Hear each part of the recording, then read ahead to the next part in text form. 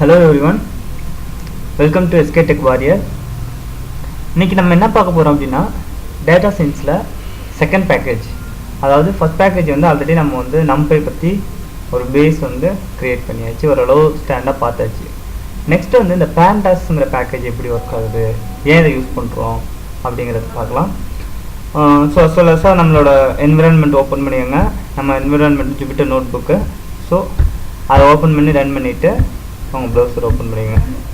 First browser open பண்ண உடனே new file create பண்ணுவோமா? நான் வந்து இந்த டெஸ்க்டாப் வச்சுக்கிறேன். ஒரு நியூ ஃபைல் கிரியேட் பண்ணு. சோ Python 3ல நான் நியூ ஃபைல் கிரியேட் பண்றேன்.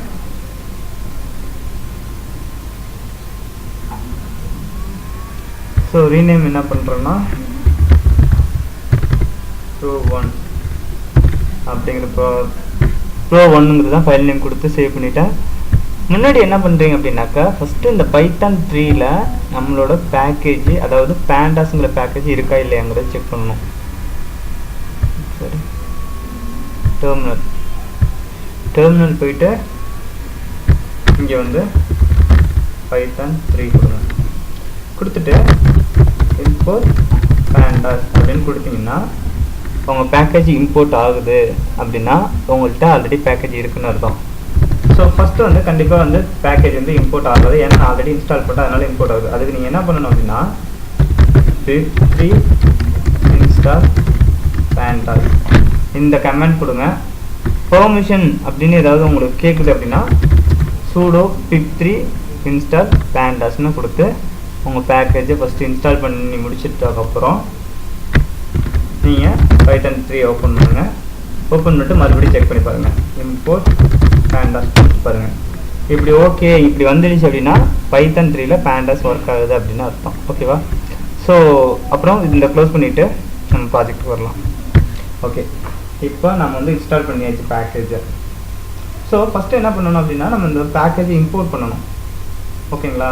நம்ம ஒரு பேக்கேஜ் யூஸ் பண்ணனும்னா அந்த பேக்கேஜை ஃபர்ஸ்ட் இம்போர்ட் பண்ணனும் Pythonல. சோ அந்த பேக்கேஜ் எப்படி இம்போர்ட் பண்ணனும் அப்படினா ஃபர்ஸ்ட் நம்ம numpy எப்படி இம்போர்ட் பண்ணனுமோ அதே மாதிரி தான். import pandas.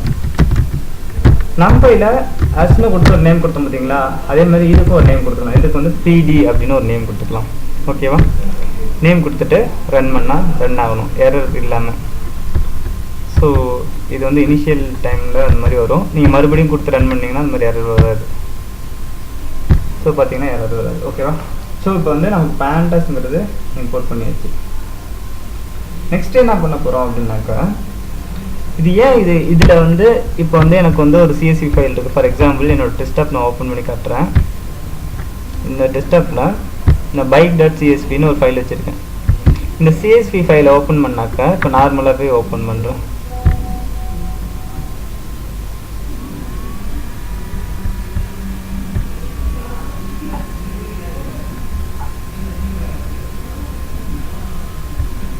ஒரு சப்ளைம் டெக்ஸ்ட்ல ஓபன் பண்ணி காட்டுறேன் உங்களுக்கு.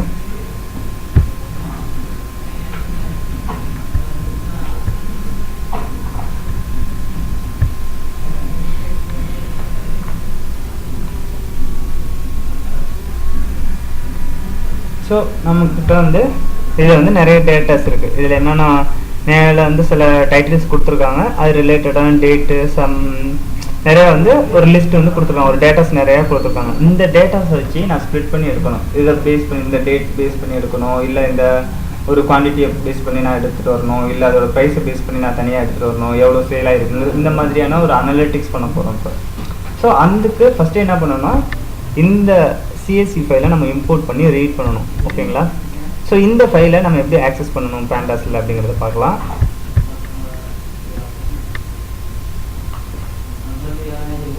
ஸோ ஃபஸ்ட்டு வந்து என்ன பண்ணுறோம் அப்படின்னாக்கா ஒரு ஃபைலை ஓப்பன் பண்ணணும், இல்லை ஒரு ஃபைலை ரீட் பண்ணணும் அப்படின்னாக்கா நமக்கு ரீட் அப்படிங்கிற ஒரு கீவேர்டு யூஸ் பண்ணணும். அது எப்படி யூஸ் பண்ணணும் pandas-ல அப்படின்னு பார்த்தீங்கன்னா ஒரு ஃபைல் நேம் கொடுத்துருக்கோம். For example data equal to நம்ம எதில் வச்சு ரீட் பண்ண போகிறோம்னா pandas வச்சு தான் ரீட் பண்ண போகிறோம். அப்போ என்ன பண்ணணும் pandas டாட் அதுக்கப்புறம் இப்படி கொடுத்து நீங்கள் கொடுத்தீங்கன்னா உங்களுக்கு ஒரு, அதாவது REன்னு கொடுத்து ஒரு டேப் நீங்கள் ப்ரெஷ் பண்ணிங்கன்னா உங்களுக்கு லிஸ்ட் அவுட் ஆகும் என்னென்ன ஃபைல்ஸ் எல்லாம் நீங்கள் ரீட் பண்ண முடியும் அப்படின்னு. ஸோ இதில் CSV ஃபைல் ரீட் பண்ணலாம், எக்ஸல், அப்புறம் FWF file, HTML file. So இதில் இருக்க எல்லா ஃபைலையுமே நம்மளால் ரீட் பண்ணிக்க முடியும்.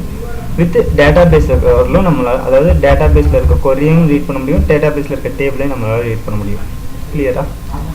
ஸோ ஃபஸ்ட்டு வந்து நமக்கு என்ன ஃபைல், இப்போ வந்து CSV ஃபைல் தான் நான் ரீட் பண்ண போகிறேன். எனக்கு வந்து CSV ஃபைல் வேணும். So read CSV. ஓப்பன் பேஸில் இப்போ இந்த ப்ராஜெக்ட் வந்து நான் டெஸ்க்டாப்பில் ஓப்பன் பண்ணியிருக்கேன். எனக்கு டெஸ்க்டாப்பில் என்ன கீ வச்சுருக்கேன், bikes.csv அப்படிங்கிற ஒரு ஃபைல் நேம் வச்சுருக்கேன். ஓகேவா? இந்த ஃபைலை மட்டும் நான் ரீட் பண்ணால் போதும். இதே நீங்கள் பார்த்து வேறு பார்த்து நான் வச்சுருக்கேன் அப்படின்னாக்கா அதை பார்த்தோடு சேர்த்து கொடுக்கணும். எனக்கு வந்து இங்கே வந்து எனக்கு பார்த்து வேண்டாம், அதனால நான் டேரெக்டாக CSV அப்படின்னு நான் கொடுத்துக்கிறேன். ஸோ ரன் பண்ணால் bikes.csv, சாரி, இந்த உள்ளே கொடுக்குற அந்த நேம் வந்து கோட்ஸ் கொடுங்க, சிங்கிள் கோட்ஸ்குள்ளே கொடுக்கணும். ஸோ அதான் இஷ்யூ வருது.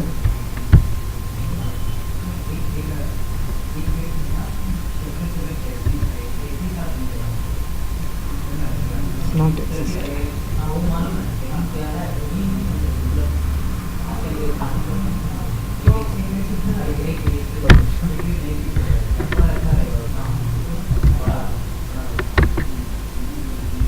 அதோட பார்த்து சூஸ் பண்ணிட்டு நம்ம கொடுக்கலாம்.